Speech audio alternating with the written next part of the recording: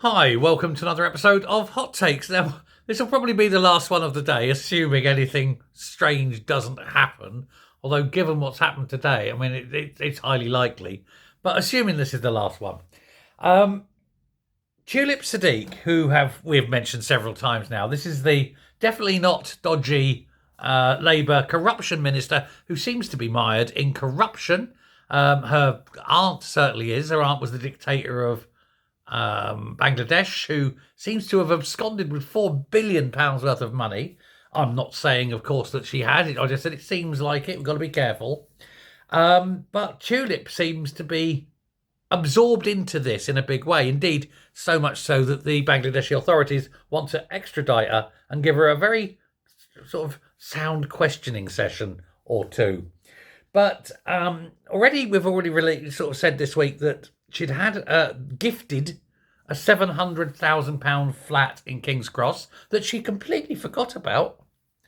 That she was living in another Hampstead property given to her by her sister, or given to her sister by another lawyer, Moin Ghani, who's part of this Awami League in Bangladesh, part of that thing that kind of, may be linked to possible money and corruption embezzlement things.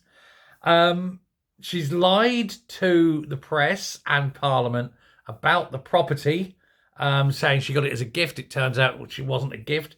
And then she pretended she'd forgotten about it. I mean, I tell you, if I had a £700,000 flat, I'm sure I'd forget about it too. She's currently renting a £2.1 million East Finchley home from an executive member, another different person linked to the Awami League. Now, Downing Street is officially supporting her because what else is it going to do? Which is very unwise, but considering what seems to be coming down the road, because now they're actually supporting someone who may well prove to be guilty, and if that's the case, they've supported this. Not unexpected though. But there's two things about that. One, yes, you have our full confidence is political speak for you'll be out in a week. But also, there's people coming forward now, anonymously, saying that although the official line is we're supporting her, unofficially, we're looking for her to do the decent thing, fall on her sword and resign, saying, well, I'm going to resign to fight this. It's obviously a distraction I don't want to take away. And they'll find some suitable language that makes her resign in a non-guilty way. Never to be seen again, one suspects. Apparently, it's very difficult to support her position.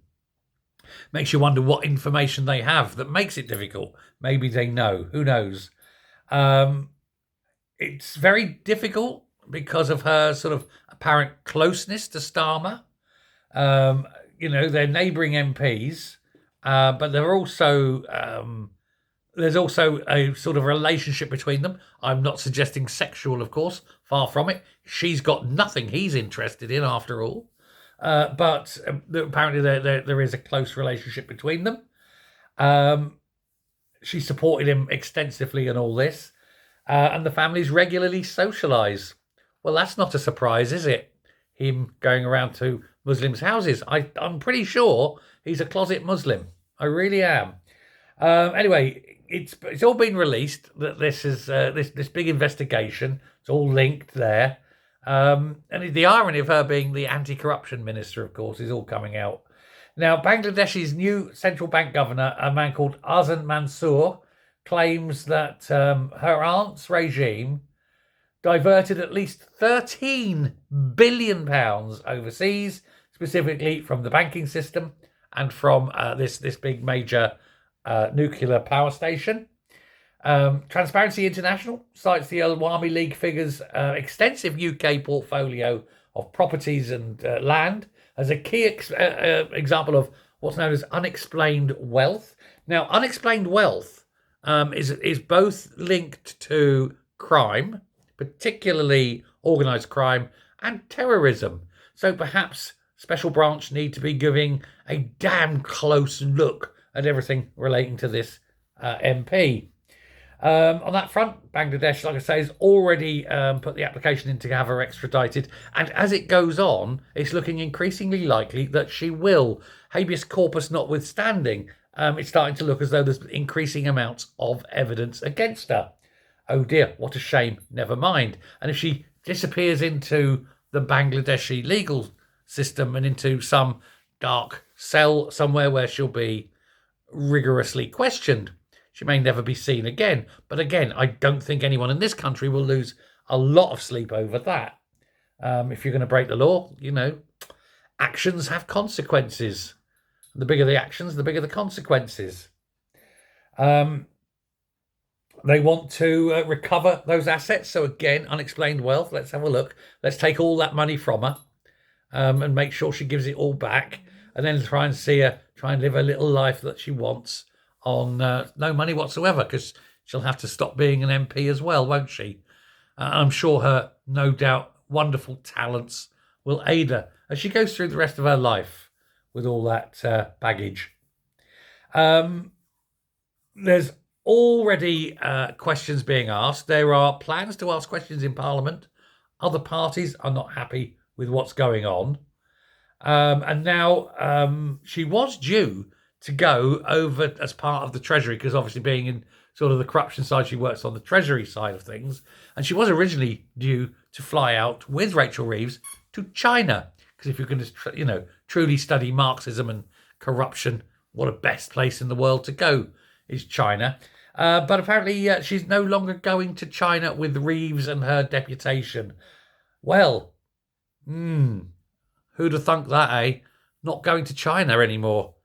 Now, surely, if the government were so confirmed in her insistence of being innocent and they were standing truly behind her, they'd take her to show that there is no suspicion whatsoever. But they're not taking her. Amazing, isn't it? How could you sit there and say, oh, no, we're fully backing her, and then basically firing her off a delegation that she was due to travel with? It seems as though words and actions are not combining to be entirely helpful. I think the term "no smoke without fire" also is definitely there. So yes, despite all the pretty words from those in charge of the Labour Party, I think it's quite clear that they don't trust her as far as they could comfortably spit a rat.